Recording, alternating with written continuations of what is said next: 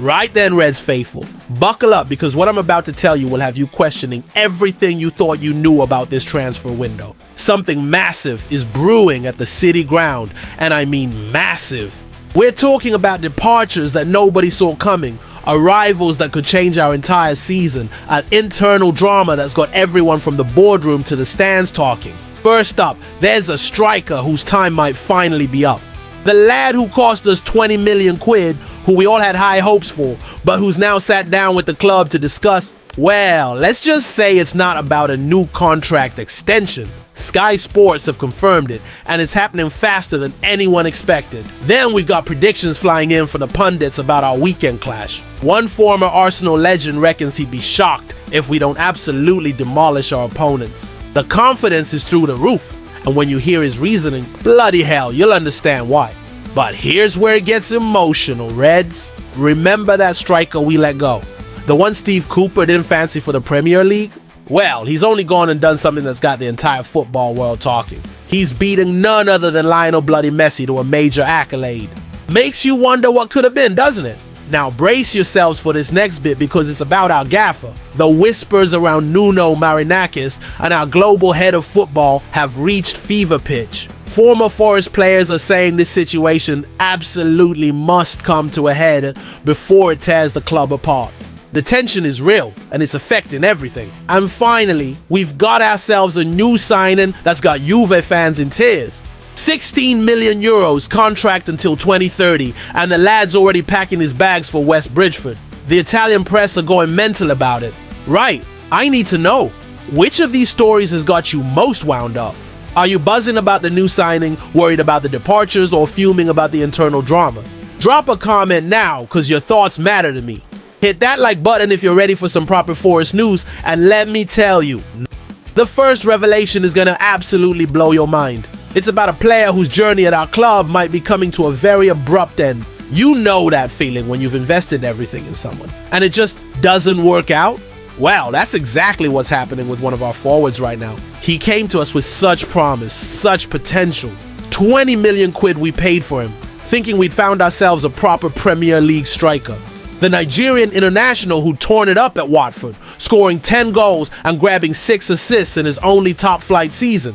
Steve Cooper thought he was the missing piece. I'm talking about Emmanuel Dennis, and the news that's just dropped about him is absolutely staggering. Sky Sports have confirmed that Nottingham Forest have opened discussions with Dennis about mutual contract termination. That's right, folks. We're potentially about to cut our losses completely on a player who was supposed to be our future. Think about this for a second. Dennis arrived at the City ground in 2022, full of confidence after that brilliant season with the Hornets. Cooper backed him, the fans were excited, and we all thought we pulled off a masterstroke in the transfer market. But football's a cruel mistress, isn't it? The lad's barely kicked a ball for us in anger. His last competitive appearance, that was back in the 2022-23 season against Crystal Palace, when we were fighting tooth and nail to stay in the Premier League. Since then, it's been loan after loan, disappointment after disappointment. First he went to Başakşehir in Turkey, trying to rediscover his form. Then back to Watford, the place where he'd made his name, but nothing clicked. Most recently, he spent the second half of last season at Blackburn Rovers in the Championship. 6 games, no goals, just 1 assist. The lad who once terrorized Premier League defenses was struggling to make an impact in the second tier. Now, here's what really gets me. Dennis is 27 years old. This should be his prime. This should be when he's leading our line, causing havoc for opposition defenses and justifying that massive investment we made in him. Instead, he sat around a table with club officials discussing how to end his contract early. The writing was on the wall, really. With all our summer investments, with the quality we've been bringing in, there's simply no room for passengers. Nuno's building something special here, and everyone needs to contribute. Dennis sadly hasn't been able to prove he belongs at Premier League level with us. What makes this even more painful is thinking about what that 20 million could have bought us elsewhere. How many other players could we have signed? What positions could we have strengthened? These are the questions that keep you awake at night when a transfer goes this badly wrong. But you know what? Sometimes you've got to admit when something isn't working. Sometimes the kindest thing for everyone involved is to part ways and let the player find happiness elsewhere. Dennis deserves to play regular football, and we deserve to have our squad spots filled by players who are going to make a difference. The mutual termination discussions show that both parties recognize this relationship has run its course. It's professional, it's amicable, and it's probably the right thing for everyone involved. So here's my question for you. Reds, do you think we should have persevered with Dennis longer, or is this the right call? Should clubs be more patient with big money signings, or is 3 years enough time to prove yourself? Let me know in the comments because I genuinely want to hear your thoughts on this one. But Dennis's potential departure is just the beginning of this story. What comes next involves predictions, confidence, and a pundit who thinks we're about to put on an absolute masterclass this weekend. Now then, when a pundit starts throwing around phrases like "I'd be shocked" and "nothing but a win here," you know they're seeing something special. And that's exactly what's happened with our upcoming clash. There's this former Arsenal legend, you know the one. Played over 400 games for the Gunners, knows a thing or two about football. He's been watching our recent performances, analyzing our transfer business, and he's come to a conclusion that's got me absolutely buzzing. I'm talking about Paul Merson. And his prediction for our weekend showdown against West Ham has got the entire Forest community talking. Nothing but a Nottingham Forest win here, Merson wrote in his Sportskeeda column. But it wasn't just a prediction that caught my attention. It was his reasoning, his confidence, and the way he absolutely demolished our opponents in the process. Listen to this. I like their team. They have bought well in the transfer window. I'd be shocked if they failed to beat this West Ham team. The Hammers are in trouble. They've conceded 11 goals in their last 3 games. 11 goals in 3 games. Can you believe that? And Merson's not holding back either. He's looking at West Ham and seeing a team in absolute crisis. They've shipped 3 goals to Sunderland, 5 to Chelsea, and their new £18 million goalkeeper looks shakier than a leaf in a thunderstorm. But here's what really gets me excited. Merson isn't just writing off West Ham, he's actively praising us. "I like their team," he said. That's proper recognition of what Nuno's building here at the City Ground. The transfer business, the tactical setup, the way we've started this season with 4 points from 6, so it's all clicking into place. Merson went on to absolutely tear West Ham apart. I don't understand West Ham. They keep searching for the West Ham way of playing, and it's getting worse day by day. What is the West Ham way? Bloody hell, that's brutal. But he's got a point, hasn't he? They got rid of David Moyes, a manager who actually won them a trophy because they didn't like his style of play. Now they're stuck with Graham Potter, who's already under massive pressure after just 2 games. The pundits' confidence in us is infectious. When someone with Merson's experience looks at our squad and sees quality, when he examines our recent performances and predicts an easy victory, that means something. It means we're not just hoping anymore, we're expecting. He's predicted a 2-0 win for us, and honestly, after looking at West Ham's defensive shambles, that feels conservative. Their keeper's making errors from corners, their backline's more porous than a sieve, and their confidence must be absolutely shot after conceding 8 goals in 2 games. Meanwhile, we've got James McAtee potentially making his full debut. Micah Richards thinks we've got an absolute bargain in a lad from Manchester City, calling him an incredible talent and praising his ability to see the game differently. That 30 million we paid for him is looking like shrewd business already. The contrast couldn't be starker, could it? On one side, you've got West Ham in complete disarray, changing managers, conceding goals for fun, and desperately searching for an identity. On the other side, you've got us organized, confident, making smart signings, and building something sustainable under Nuno. This isn't just about one pundit's prediction anymore. This is about recognition. This is about the football world sitting up and taking notice of what we're doing at Nottingham Forest. When former Arsenal legends are backing us to win comfortably, when they're praising our transfer strategy, when they're writing off traditional Premier League clubs in our favor, that's progress. That's respect. That's what we've been working towards. So here's what I want to know from you. Do you agree with Merson's prediction? Are you as confident as he is about Sunday's result? And more importantly, do you think this recognition from pundits shows how far we've come as a club? Get in the comments and let me hear your thoughts. But while we're getting praised by pundits, there's a former Forest striker who's making headlines for completely different reasons. What he's achieved recently will make you question everything about our transfer decisions. You know what hurts more than a bad signing? Letting go of a player who then goes on to prove you absolutely wrong. And right now, there's a lad who's making every Forest fan wonder what if. Picture this, Major League Soccer, 5 games left in the season, and the race for the Golden Boot is heating up. On one side, you've got arguably the greatest footballer who ever lived, 8-time Ballon d'Or winner, the man who scored over 800 career goals. On the other side, you've got a striker who couldn't get a game for us in the Premier League. I'm talking about Sam Surridge. And what he's doing in America right now is absolutely mind-blowing. The lad's sitting pretty at the top of the MLS scoring charts with 20 goals, one ahead of Lionel Bloody Messi.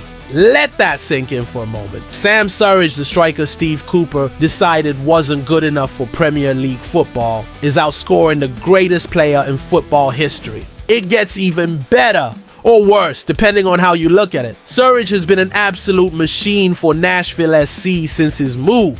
42 goals in 76 appearances. That's a goal every 1.8 games, in case you're counting. He's not just scoring, he's become a genuine superstar in MLS, a fan favorite, a player that other clubs are probably desperate to sign.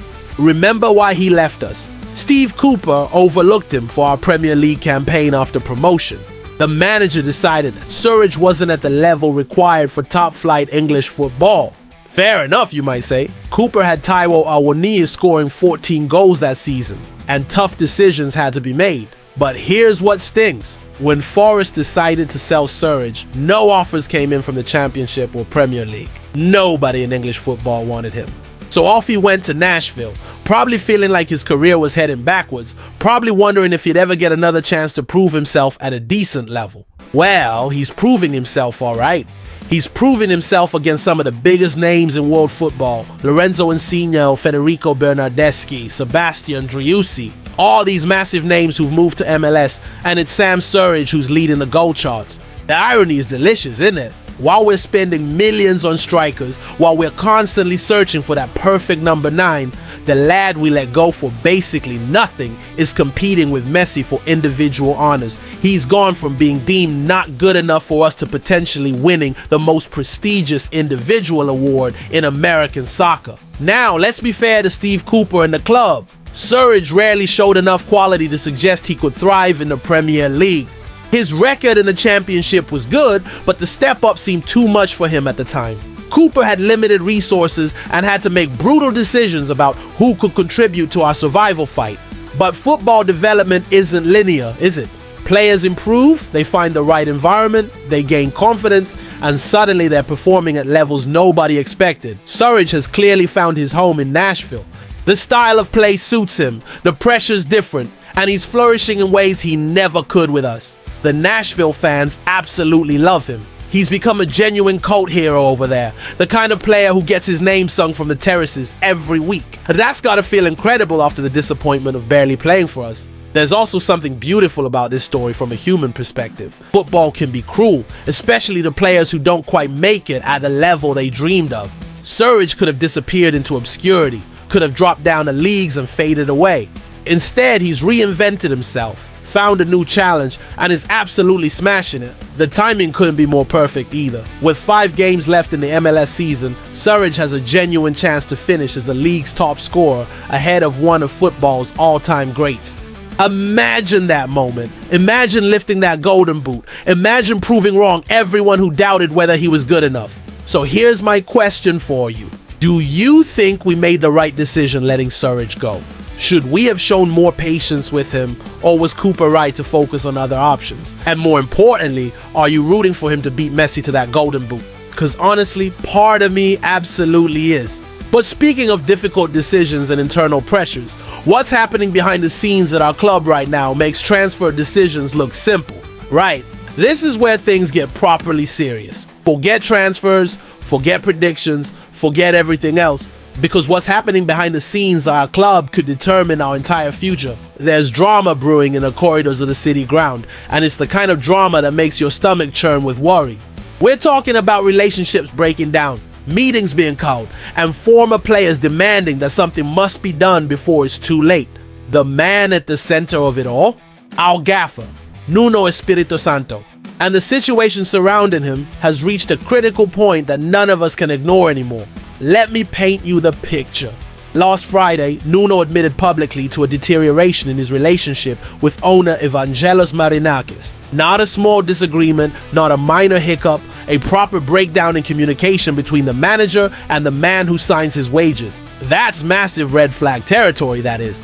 But it gets worse. There are allegations flying around about a rift between Nuno and our global head of football, Edu. So now we're not just talking about manager-owner tensions. We're talking about a potential complete breakdown in the club's hierarchy.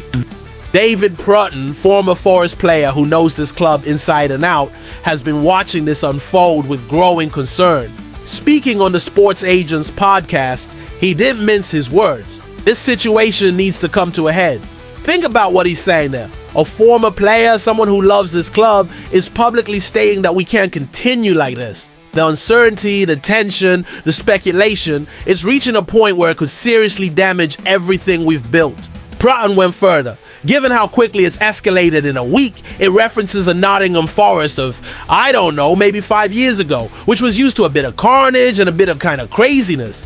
Bloody hell, that hits hard, doesn't it? 5 years ago, we were a mess. Managers coming and going, no stability, no clear direction, chaos both on and off the pitch. We worked so hard to get away from that, and now there are fears we might be sliding back into old patterns. But here's what's really worrying me. This has all blown up in the space of a week.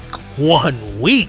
7 days ago, everything seemed fine. Nuno was our manager. We were building for the future. The transfer window was progressing nicely. Now suddenly we're talking about emergency meetings and whether the gaffer will still be here next month. The timing couldn't be worse either. We're just getting started in the Premier League season. We've got new signings settling in. We're building momentum. And then this bombshell drops. How does that affect the players? How does it impact our performances on the pitch?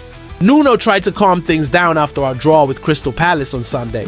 He underlined his commitment to Forest, said he was focused on the job at hand. But actions speak louder than words, don't they? And the fact that emergency meetings with Marinakis and Edu were deemed necessary tells you everything about how serious this situation has become. What's particularly frustrating is that we don't really know what's caused this rift. Is it about transfer policy, playing style, long-term vision, budget constraints? The uncertainty is killing us as fans because we can't even begin to understand what needs to be fixed. The potential consequences are enormous. If Nuno goes, do we start another managerial search? Do all our summer signings suddenly become uncertain about their futures? Does our entire project get derailed just when things were looking positive? But there's another way to look at this. Maybe Prutton's right. Maybe the situation does need to come to a head. Maybe it's better to have these conversations now, get everything out in the open, and find a way forward that everyone can commit to. Maybe the alternative, letting tensions simmer and relationships deteriorate further, would be even worse. Marinakis has been brilliant for this club. Prutton himself acknowledged that the owner has been a wonderful thing for Forest. If there's a way to resolve this, if cooler heads can prevail, then maybe we come out of this stronger than before. Here's what I need to know from you. Do you think Nuno should stay regardless of these tensions? Or is it time for a fresh start? Can relationships like this be repaired? Or is the damage already too great? Drop your thoughts in the comments because this affects all of us. But while we're dealing with internal drama, there's some genuinely exciting news that proves we're still operating in the transfer market. Right then, let's end on a high note, shall we? Because while all this drama has been unfolding, our recruitment team have been quietly pulling off the kind of signing that makes Juventus fans weep and Forest fans dream about what's possible. Sometimes in football, you get those moments where everything just clicks. The right player becomes available, the price is fair, the timing is perfect, and suddenly you're announcing a signing that nobody saw coming, but everyone immediately understands. I'm talking about Nicolo Savona. And the way we've just snatched him from under the noses of Europe's elite is absolutely brilliant. 16 million euros plus bonuses. That's what we've paid Juventus for a 21-year-old defender who's already being tipped for big things in Italian football. Contract until 2030, wages of 2 million euros per season, and a 10% sell-on clause for Juve that shows exactly how much they rate this lad's potential. Damian Comoli, Juventus' general manager, confirmed the deal himself.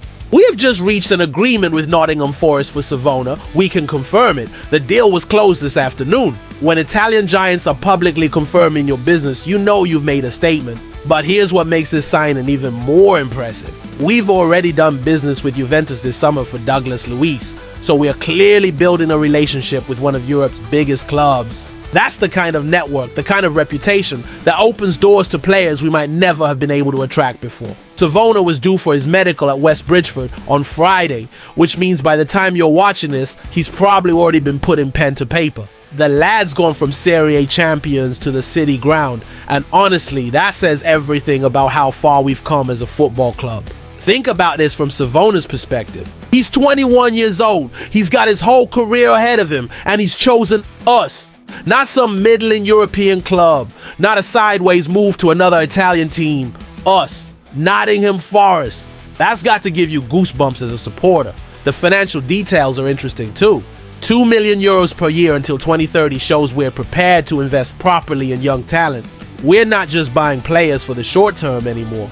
We're thinking about the future, about building something sustainable, about creating value both on and off the pitch. Juventus, including a 10% sell-on clause, tells you everything about their expectations for this lad. They genuinely believe he's going to develop into something special, and they want a piece of any future transfer fee. That's not the kind of clause you include for players you think will stagnate. What position does he play? Where does he fit into Nuno's system? How quickly will he adapt to English football? These are all questions we'll get answered soon enough, but right now it's just exciting to know that we're in the market for this caliber of player. The timing is perfect too. While we're dealing with departures like Dennis, while we're managing internal tensions, while pundits are making predictions about our immediate future, we're still thinking long term. We're still investing in youth, still building for tomorrow as well as today. This signing represents everything positive about our current direction. Smart recruitment, European connections, financial backing, and a willingness to compete for players that bigger clubs want. 5 years ago, would Juventus have even taken our phone calls? Now we're doing regular business with them. So here's what I want to leave you with. This Savona signing shows that regardless of the drama, regardless of the uncertainty, regardless of what's happening in boardrooms and training grounds, we're still moving forward as a football club. We're still ambitious, we're still attracting quality players, and we're still building something special at the city ground. That's what really matters, isn't it? That's what gives us hope for the future. What do you make of all these stories then? Are you buzzing about Savona, worried about the Nuno situation, confident about this weekend's game? And more importantly, what does all this tell us about where Nottingham Forest are heading? Drop your thoughts in the comments, smash that like button if this content has got you thinking, and make sure you're subscribed because next week, well, let's just say the transfer window's closing, and I've got a feeling there's going to be even bigger news coming our way. The question is, are we building something truly special, or are we one bad decision away from it all falling apart? Only time will tell, but right now I'm choosing to believe in the magic of the city ground. See you in the next one, Reds. Koya!